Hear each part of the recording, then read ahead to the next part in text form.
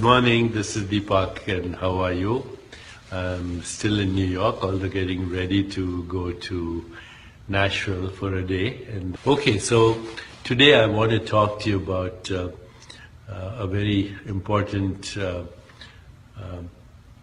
topic, and that is how to be present and why it's important, why does it matter? Well, for one thing, the present moment is all that exists.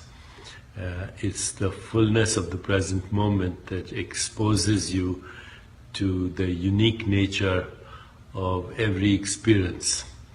The present moment is the moment, as Schrödinger said, that never ends. But it is also your window, your corridor, your transformational vortex to a timeless reality, the source field of all experience, and therefore the source field of the universe.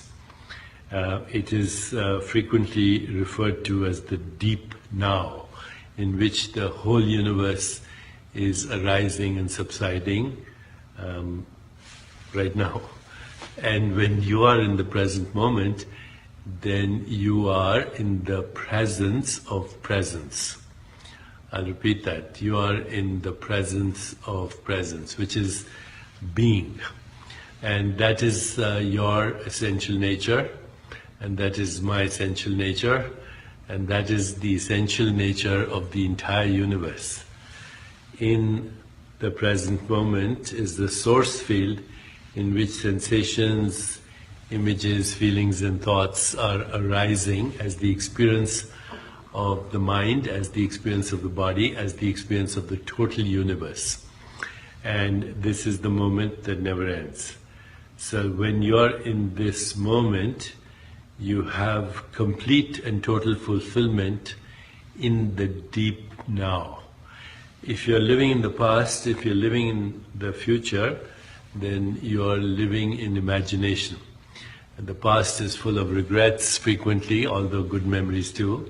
The future is not here and is full of anticipation, sometimes of worry and anxiety, sometimes of vision, but these are mental states. The spiritual state is always presence. And when you say presence, it is the awareness in which mind, body, and universe are experienced. Therefore, presence is synonymous with spirit. Your spirit is always present, whether you pay attention to it or not. And that spirit, that presence, is our essential being. So if you think about your life, once you were a baby, once you were a teenager, once you were an adult, now you are who you are, but your body will be keeping evolving and changing, and so will your emotions, so will your mind, so will your thoughts, so will your sensory experiences of the world. The universe will also keep changing. Every moment is unique and full in itself, but even as the moment is held on to, it can't be held on to in a way, because the future tumbles into the present and soon disappears into the past, even as you exist in the moment. And that moment is the presence of spirit, timeless being. Your body, mind, and experiences have changed since you were born, but all that change has occurred in timeless being. You have a sense of being you, no matter what the situation, no matter what the circumstance, no matter what the condition of the body, no matter what the age of the body, no matter what the emotions are, no matter what the thoughts are, no matter what the anxieties are, you have a sense of being you. So there's a being that you know is you, that was there, that is now, that will always be there. Many people ask me, oh, well, if this is true, then why don't I remember, say, a past life or whatever? And the answer is, do you remember what happened at 10:35 a.m. 3 days ago or 3 weeks ago on a Tuesday. You don't. You don't want to clutter up your mind. And yet when you are present now and open yourself to the fullness experience now, you will not only feel joyfulness and aliveness, but you will also be open to possibility, because the present moment is full of possibilities. You will be open to creativity, because the present moment, being full of possibilities, is full of creativity. You would always be open to surrendering to the uncertainty that existence is. It is in the presence of uncertainty that we experience creativity. If everything is certain, then it's an algorithm, there's no creativity at all. And also you'll realize that the most powerful intentions occur from the presence of now.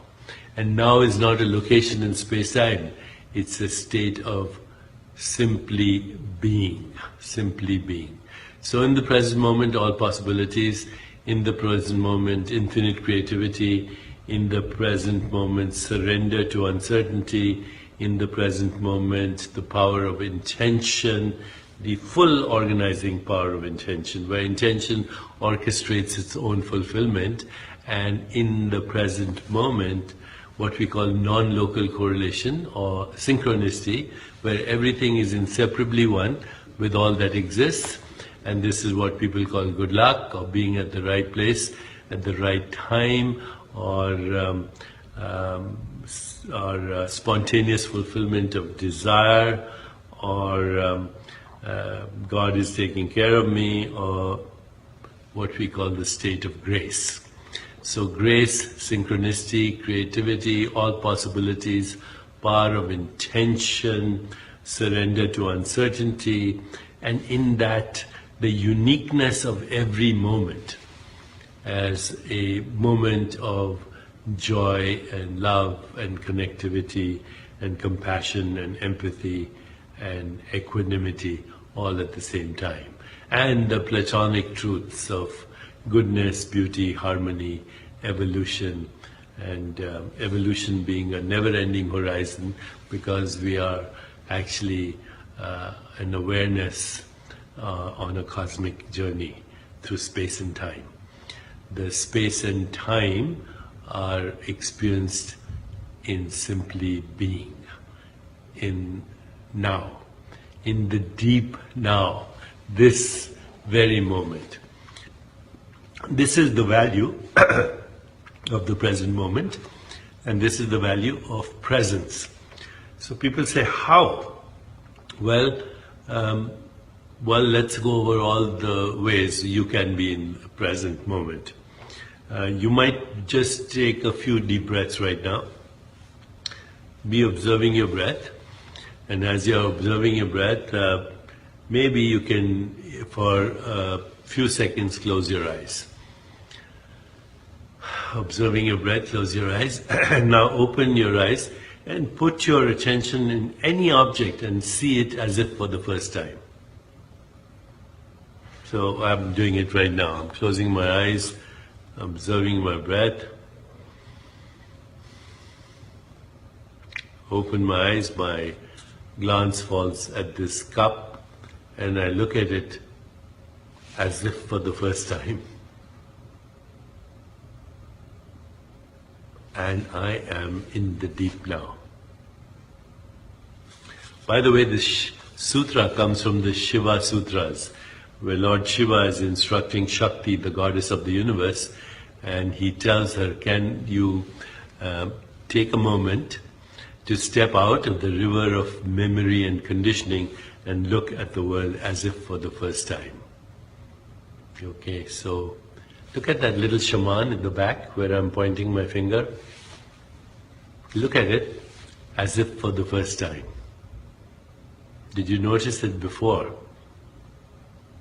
Or you're noticing it now?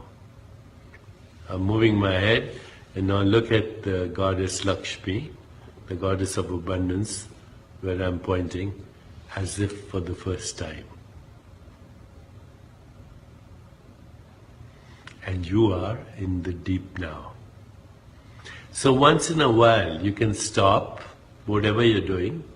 You don't even have to close your eyes. You can blink, be aware of your breath, and look at any object as if for the first time.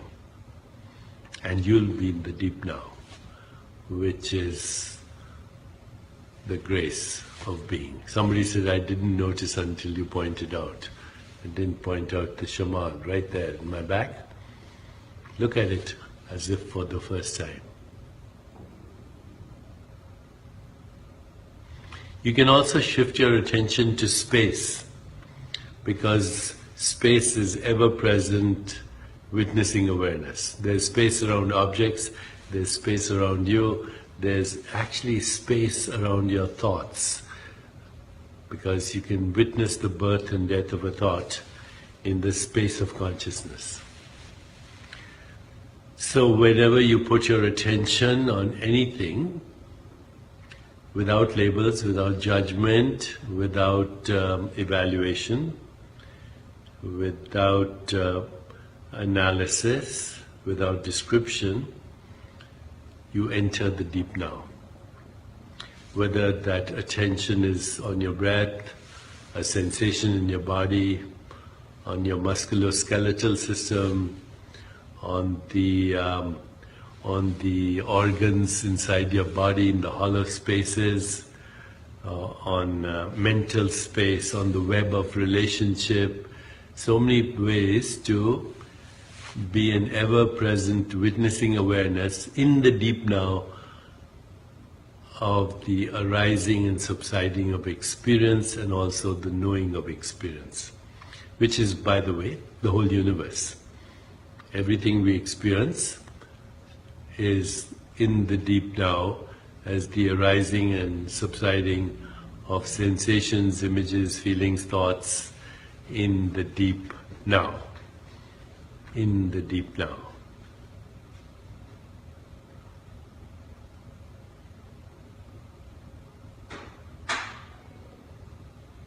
In the deep now, just now.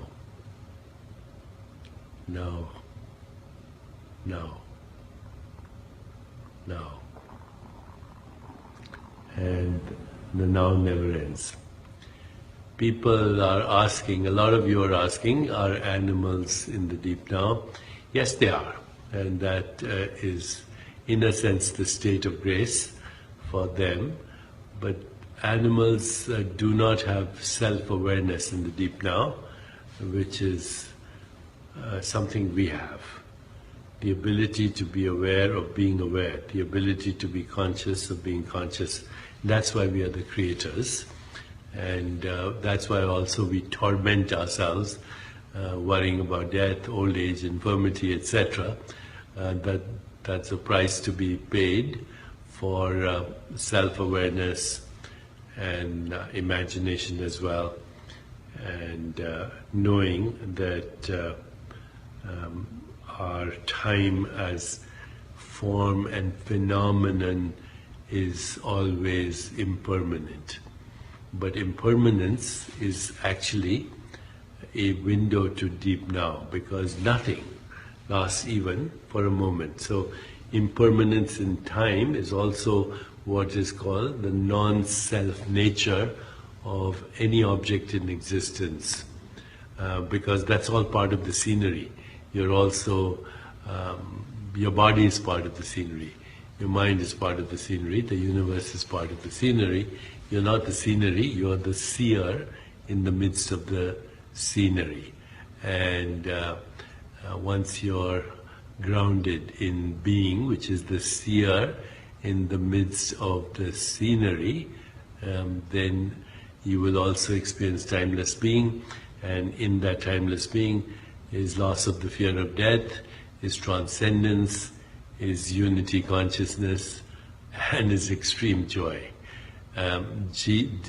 Joy for no reason. Happiness for a reason is a form of misery, because it can always be taken away from you. But happiness for no reason is timeless being, and it can never ever be taken away from you. Jacob Sabat says Deepak is never ever grounded. Okay, Jacob, if you say so, that's totally fine.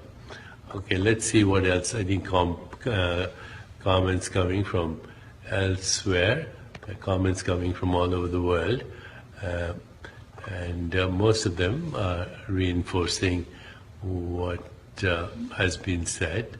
Some people disagree, and that is how it should be.